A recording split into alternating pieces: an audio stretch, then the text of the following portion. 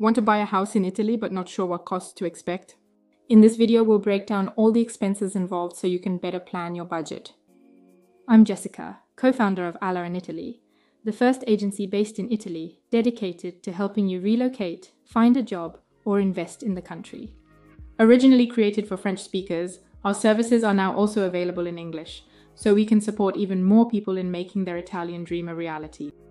With over 2,000 clients supported and more than 70 tailored services, we assist people remotely all across Italy, and we're now expanding our physical presence to even more regions.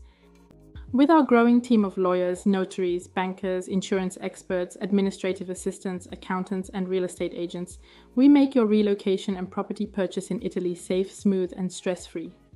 In this video, we'll go over an invoice that the notary shared with one of our clients, and we'll also talk about the costs that come after the purchase.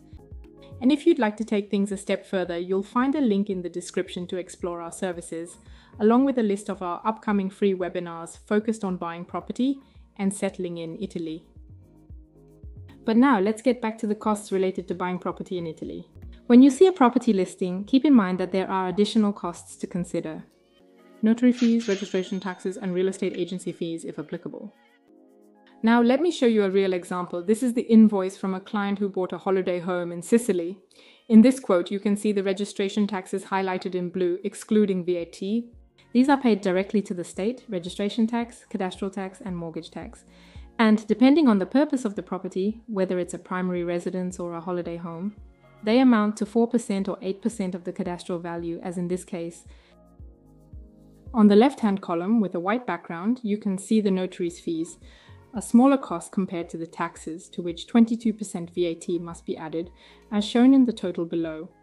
So, the total notary-related costs in this case amount to 7,000 euros for a property priced at 130,000 euros, which represents approximately 5.4% of the purchase price. On top of this, you also need to add the real estate agency's commission, which is usually around 3% to 4% of the property price, plus 22% VAT. When we compare a primary residence to a holiday home, we can see that investors generally pay more taxes than residents. Investors pay higher purchase taxes, 8% instead of 4% of the cadastral value, and are also subject to an annual property tax, which averages around 1,000 euros per year in Italy, depending on the municipality and the type of property. On the other hand, buyers who plan to become residents have 18 months to officially declare their residence in the municipality. However, until they do so, they will still be required to pay the property tax as if the home were a secondary residence. In my video dedicated to taxes and duties, I explain in more detail the taxes that apply after the purchase. One important thing to know is that, on average, I recommend adding an extra 15–20% to the price shown in a property listing. This allows for a more realistic budget that includes potential costs such as administrative or legal assistance and unexpected renovation work. Our team is available to support you at every step of your home purchase in Italy, from gathering documents to administrative procedures, legal guidance, and settling in smoothly. For any needs, we remain at your disposal, and we'll see you in the next video.